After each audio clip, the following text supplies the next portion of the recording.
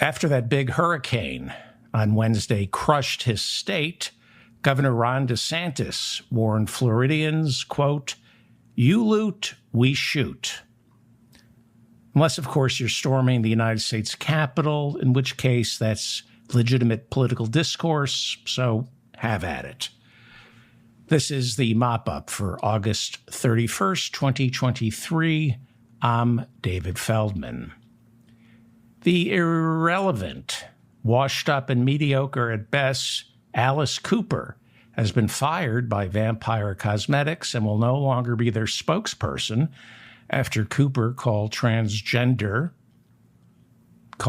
transgender, quote, "just a fad."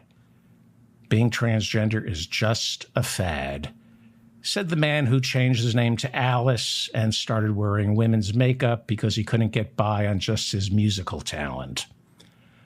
Earlier last week, Carlos Santana stopped one of his concerts to attack the transgender community, and Paul Stanley from KISS has also spoken out against the transgender community. I remember when the Dixie Chicks spoke out against the illegal invasion of Iraq back in 2003, and conservatives screamed, "Shut up and sing." So my message to Alice Cooper, Carlos Santana, and Paul Stanley is shut up and don't sing. Whatever you do, please do not sing. Go away, you're dinosaurs. Nobody wants to hear the methane escaping from your mouth. Matt Schlapp is the head of CPAC. His bleeding rectal pustule of a wife, Mercedes Schlapp, is a conservative activist who opposes same-sex marriage, calling it an assault on religious freedom.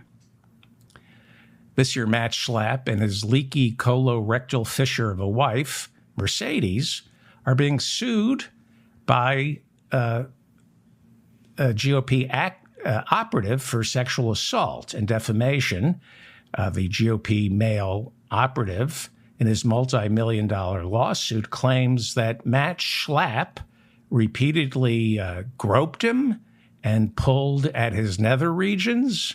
And then, after he went public with the accusations, Mercedes Schlapp, Matt Schlapp's burgundy-colored prolapse of a wife, retaliated by defaming the accuser's character.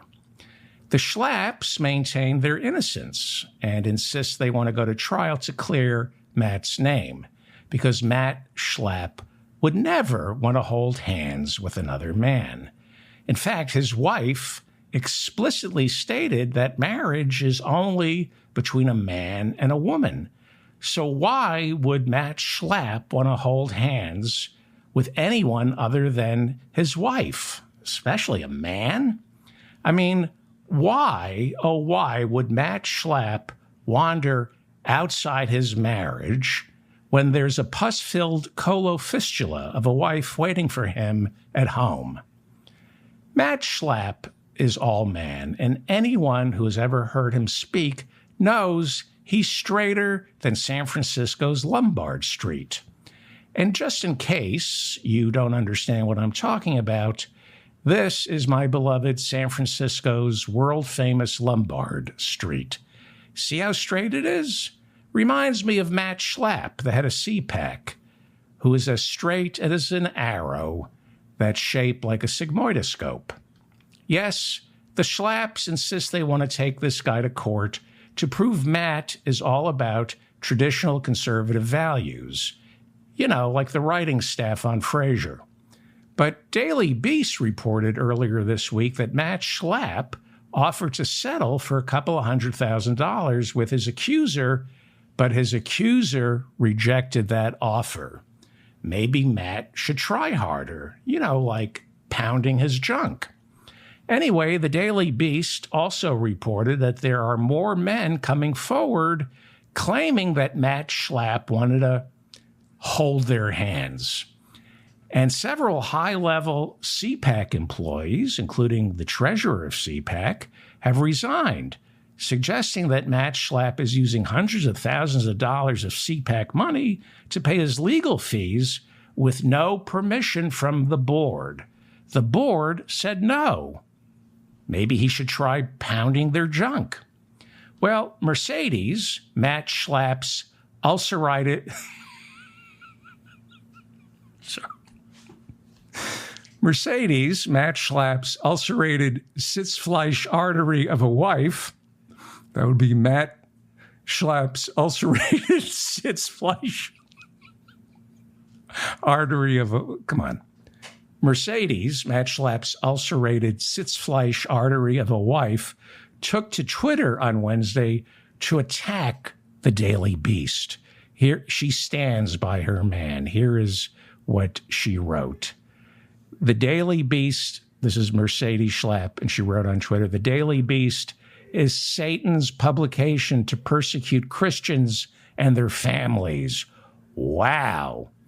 And then Matt Schlapp retweeted his ulcerated keister of a wife with this rejoinder.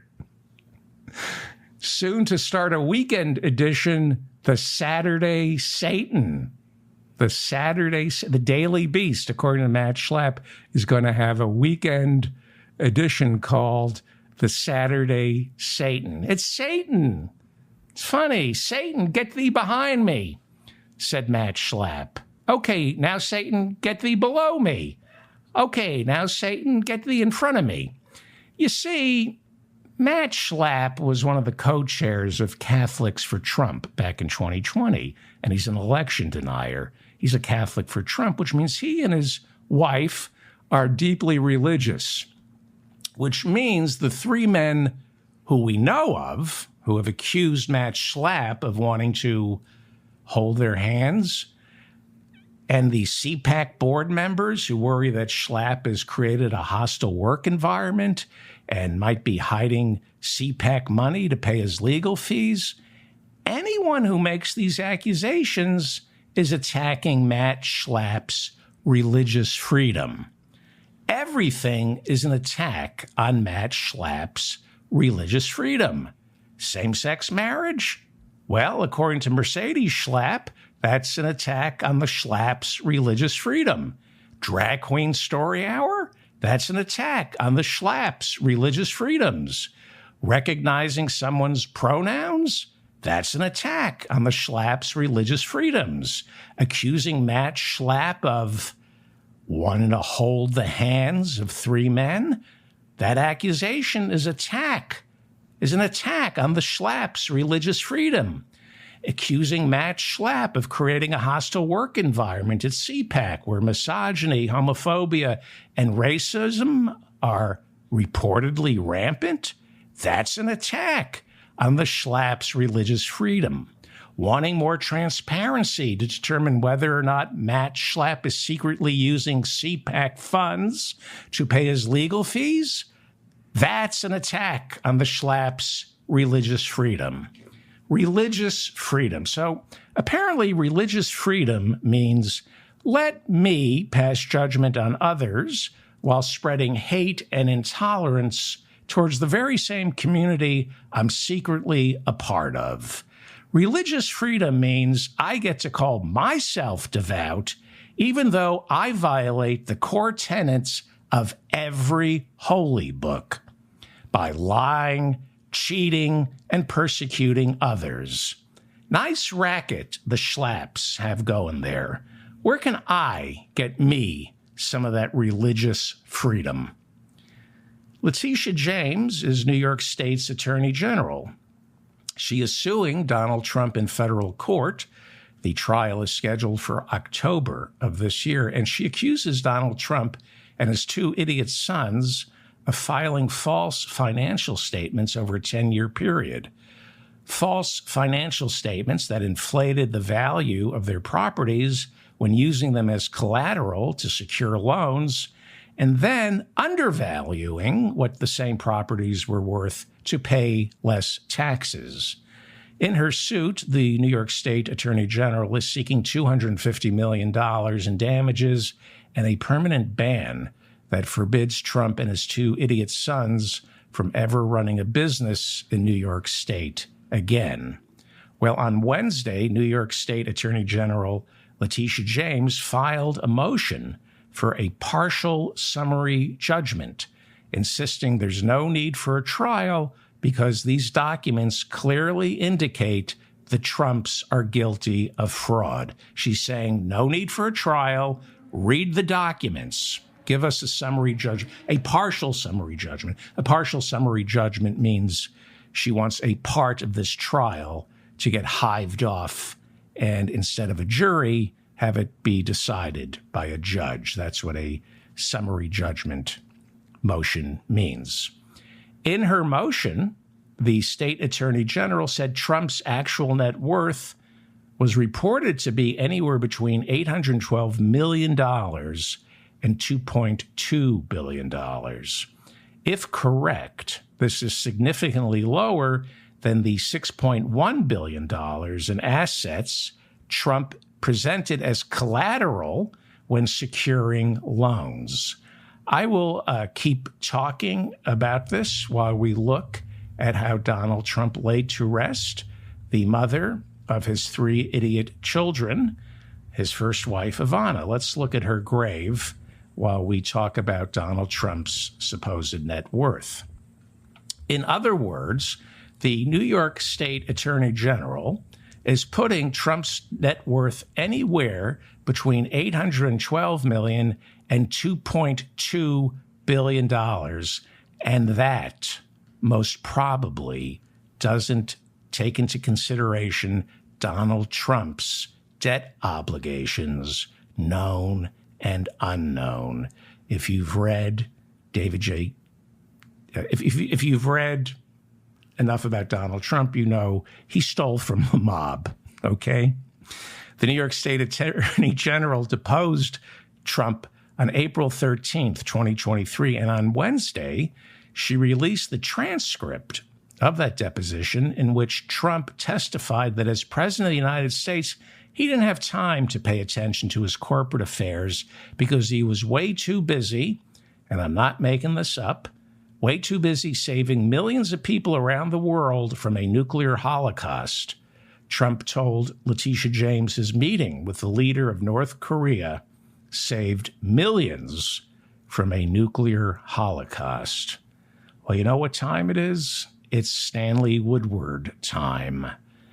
Follow the legal fees. Follow the legal fees. This will be very short, and then we'll move on. But you got to follow the legal fees. Give me 3 minutes. Now, if you remember, Donald Trump is on trial in a Miami federal courtroom for violating the Espionage Act.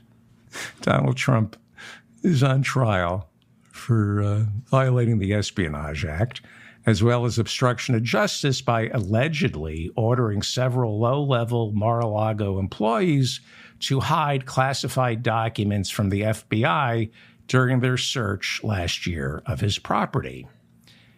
This is Carlos de Oliveira, the property manager at Mar-a-Lago.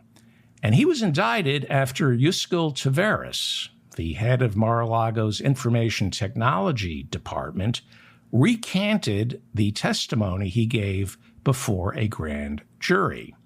Yuscil Taveras admitted that he lied under oath before that grand jury, and then he decided to become a witness for the prosecution.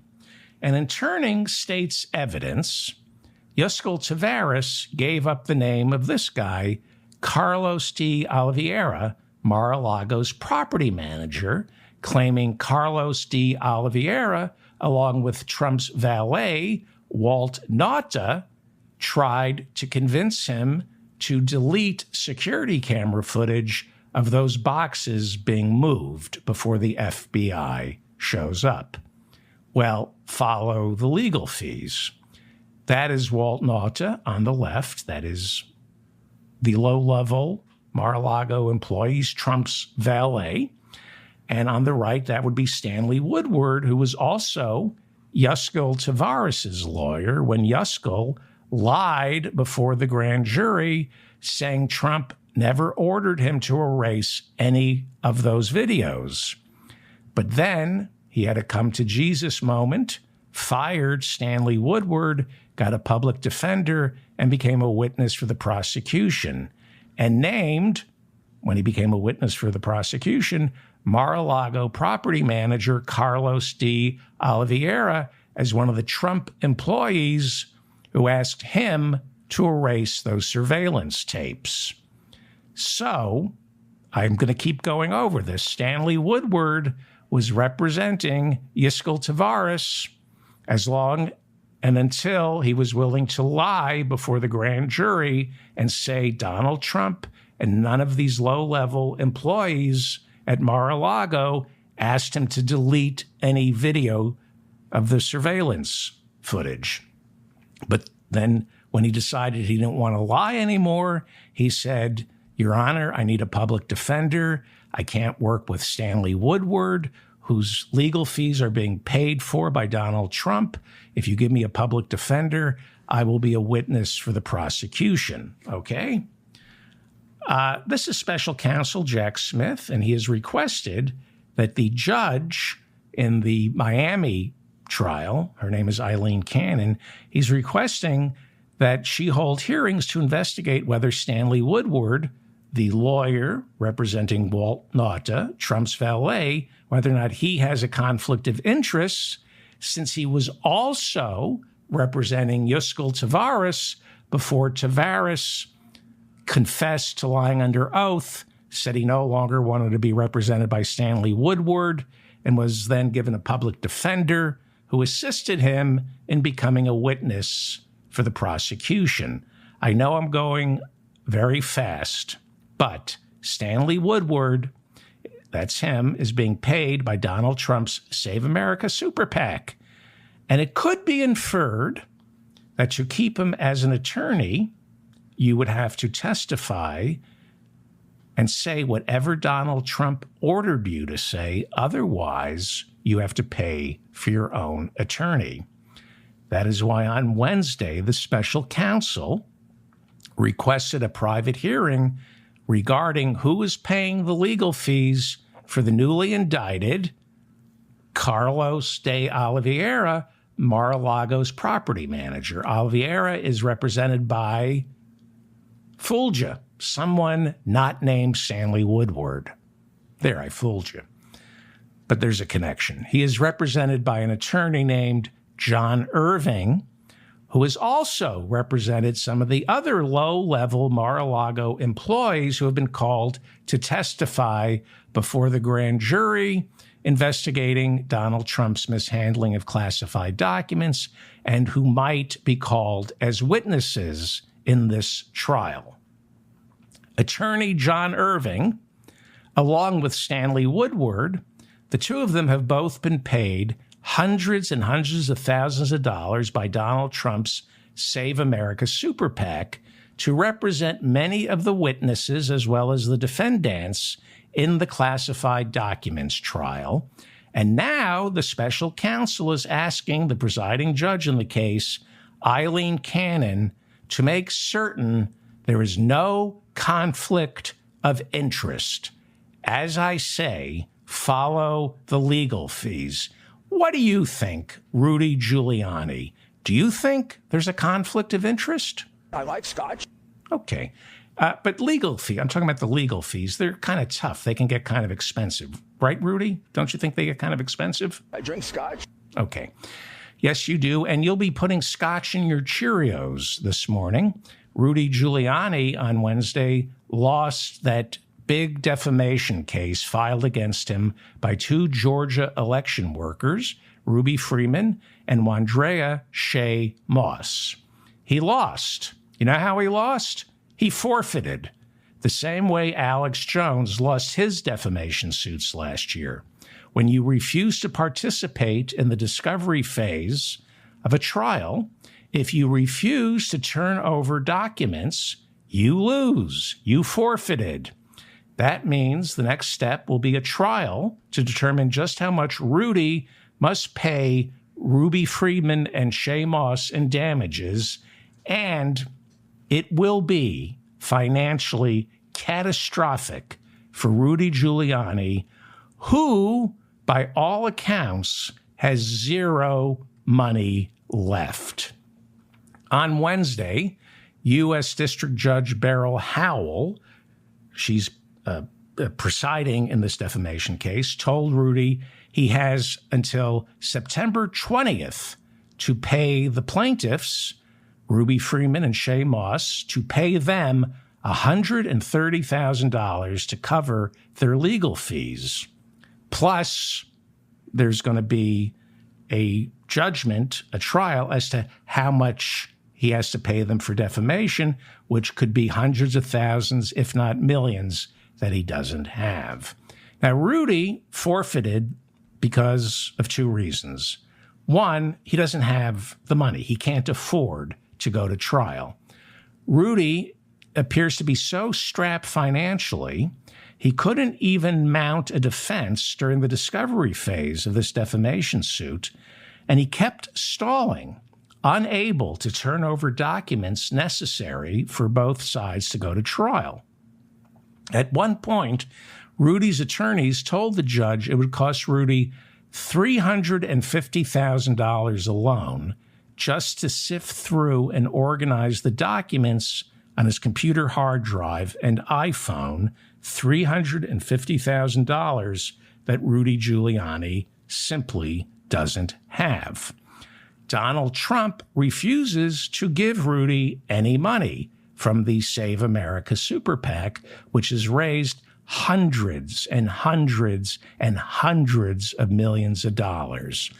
But he's being generous. Donald Trump will be holding a $100,000 a plate fundraiser for Rudy's legal fees in 2 weeks at his Bedminster, New Jersey Country Club, just to watch Rudy humiliated once again. Who is going to pay $100,000 a plate to bail Rudy out? I like scotch. Yes, you do.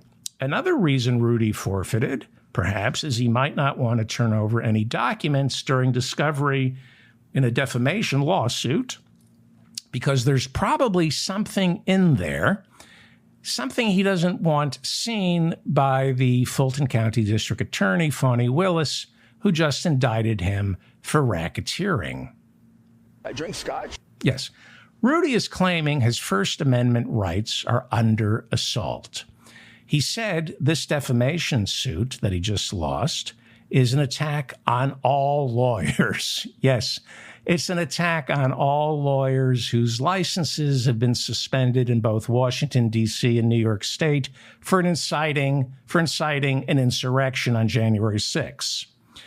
On Wednesday, in announcing the default judgment, U.S. District Court Judge Beryl Howell was going to have none of Rudy's self-pity.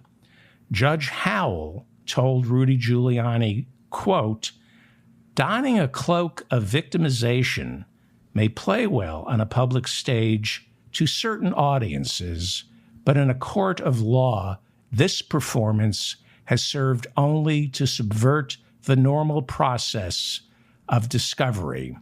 To which Rudy responded, "Your Honor?" I drink scotch. Yes, you do. Rudy has already admitted that he lied when he said Ruby Freeman and Shaye Moss were stuffing voting machines with Biden ballots. But he insisted those lies in no way damaged their reputations or resulted in racially tinged death threats. Right, that's why they had to go into hiding for a month. Donald Trump also repeatedly accused Ruby Freeman and Shaye Moss of stuffing ballots. He accused them of stuffing ballots more than a dozen times during his infamous phone call to the Georgia Secretary of State, urging him to reverse the 2020 presidential election results. Well, that's Rudy. Wait a second. You know what? That's Alice Cooper. Hey, Rudy, you need money, right? And Vampire Cosmetics is looking for a new spokesman, and I think I could set you up. You'd be perfect. What was I talking about? What was I saying? I like scotch. Yeah, I know you like scotch. Okay.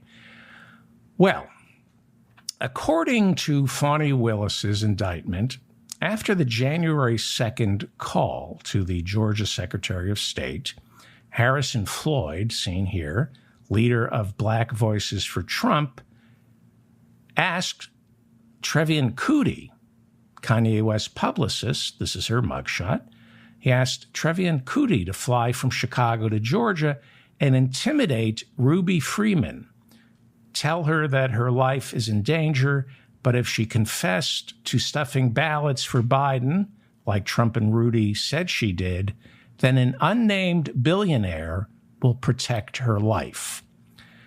Well, after 5 nights in the Fulton County Jail, Harrison Floyd, who out of the 19 defendants was the only one unable to post bond and deemed a flight risk, well, he was released from jail on Wednesday after finding an attorney on Tuesday and posting a $100,000 bond. His new lawyer, Chris Kacharoff, appeared on Steve Bannon's podcast Wednesday, saying that Harrison Floyd had been told to get a lawyer and secure a bond before turning himself in, but he rejected the advice. This is a major follow-up because I've been following this since his mugshot. This is some big news. The Atlanta Journal-Constitution reported on Wednesday that 5 days ago, when Floyd showed up at the Fulton County Jail to be arrested, Madam DA, District Attorney Fani Willis, sent a representative from her office to walk Floyd through the process and try to arrange what is called a consent bond, since he didn't have an attorney. But, she says, he refused her help and decided to represent himself. District Attorney Fani Willis presented on Wednesday to the Atlanta Journal-Constitution a recording of a phone call she made last Friday to Harrison Floyd's attorney in Maryland, who was representing Floyd in a case where Floyd is accused of misdemeanor assault involving 2 FBI agents trying to serve him a subpoena.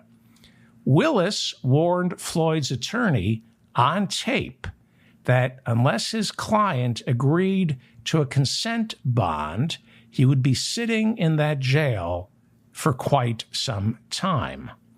According to reporting in the Atlanta Journal-Constitution on Wednesday, in another recorded phone call with Floyd's Maryland attorney, District Attorney Fani Willis said, when Floyd showed up inside the jail to be fingerprinted on Friday, quote, he made somewhat of a scene in the lobby of the jail and basically just begged to be booked in to be arrested, unquote. She added that of the 19 defendants, Floyd is the only one who didn't send a lawyer to arrange bail. On the recording, District Attorney Fani Willis tells Floyd's lawyer, quote, you know what? I feel bad about it. And I'm going to tell you the reason I feel bad is there's 19 defendants on this indictment, and he is the only one held with no bond. And I think it's because he's a lay person and he doesn't understand. Floyd is now being referred to as a political prisoner by Trump supporters, including Steve Bannon, who has helped Floyd raise close to $300,000 in the past 5 days to pay Floyd's legal bills. After getting released on Wednesday, Floyd appeared on Steve Bannon's podcast. Here he is. Here is Harrison Floyd, who we've been talking about for days. Here is Harrison Floyd out on bond talking with the racist, fascist Steve Bannon on his War Room show Wednesday. We have Harrison Floyd live. He's now out of incarceration. Harrison, the first question is, why has it taken so long for you to get out of jail, sir? State of Georgia, and I'm a black man. I don't know if I can say much more. Harrison, what are the charges? It's kind of, people are confused. What are the charges? You're a former Marine, not just a veteran, combat veteran. People are confused about why you even rolled up in this thing. And I understand you have restrictions on, I guess, your bond of what you can say, but why are you even part of this? To keep it frank and simple, Fulton County fumbled the cover-up, and I am aware of what transpired, and they're trying to put pressure on me and others to make sure that the truth doesn't come out, but the truth always has a way of finding its way to the surface, sir. So it's going to be, I'm looking forward to being down here and fighting the devil in Georgia. Harrison, you made a comment at the beginning. Do you think you were singled out because you're an African American, and particularly a MAGA? You're MAGA. You're a Trump supporter. You're a patriot. You're a veteran. Do you think you were singled out because of that?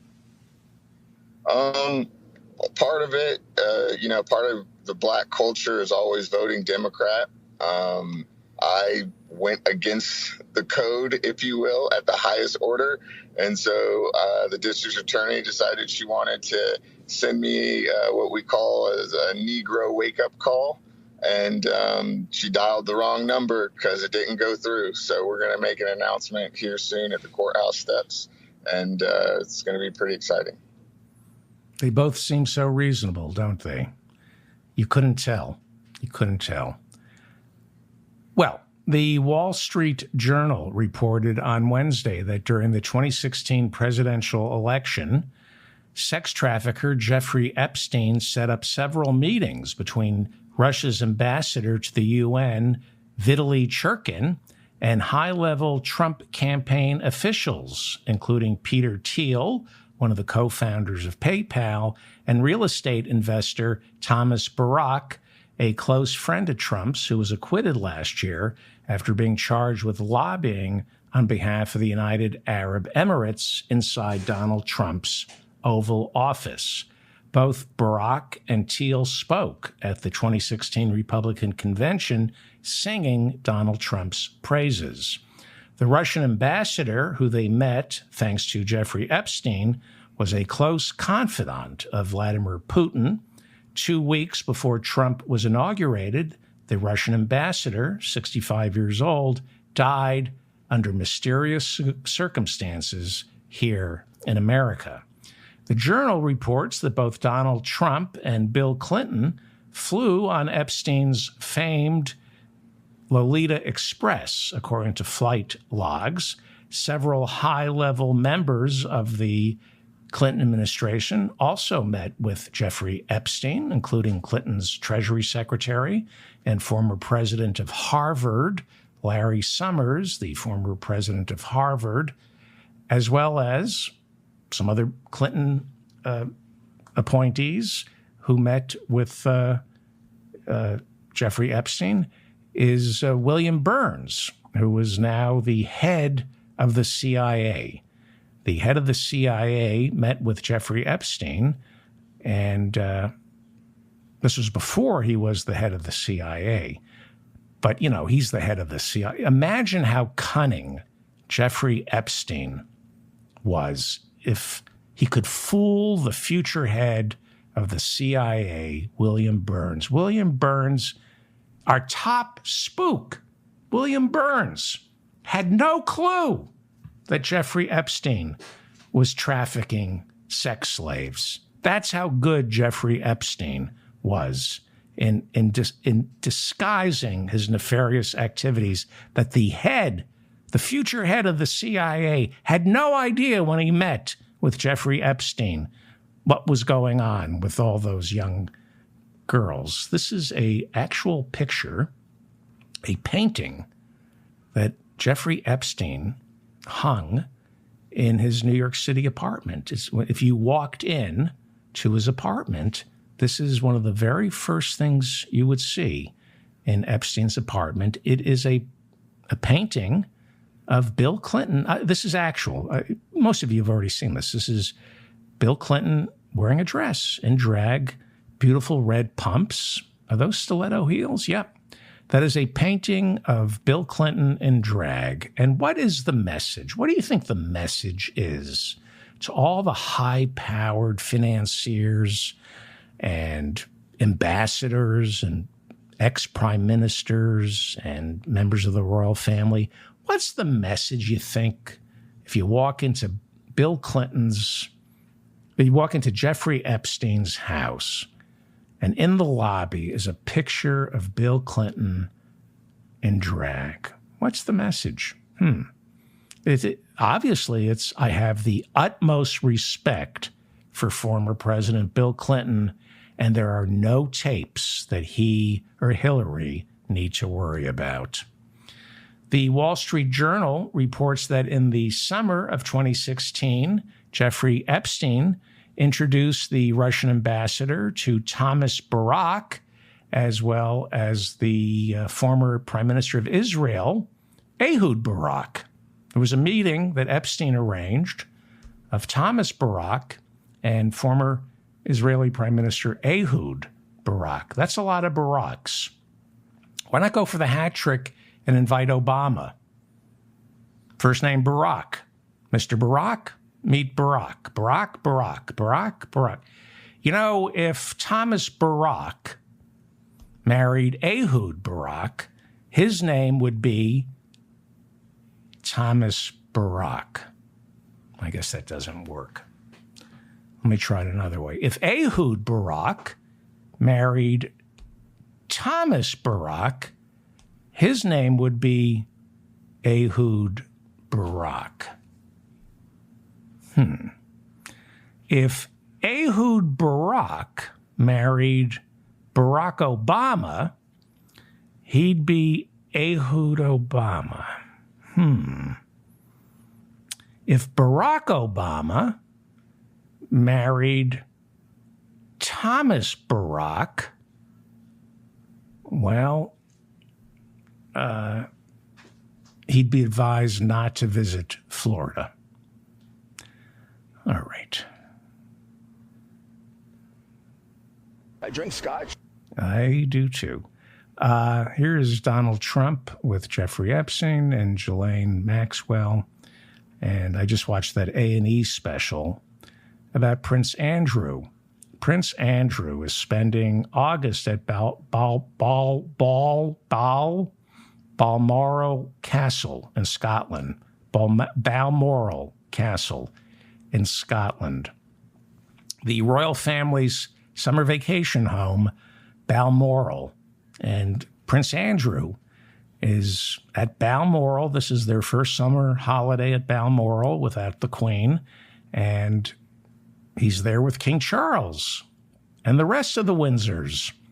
Andrew seems to be getting slowly welcomed back into the fold since he was stripped of all his titles and told he was no longer a working royal after he paid roughly $5 million to settle a lawsuit filed by one of Jeffrey Epstein's underage slaves who claimed she was forced to have sex with Prince Andrew 3 times when she was underage. So Prince Andrew is being welcomed back to Balmoral. All this while millions and millions of people around the world are doing time in prison for far lesser crimes. Rudy Giuliani, what do you think? Is there justice in this world? I drink scotch. Yes, not a bad idea. I'm David Feldman, reminding you to stay strong and protect the weak.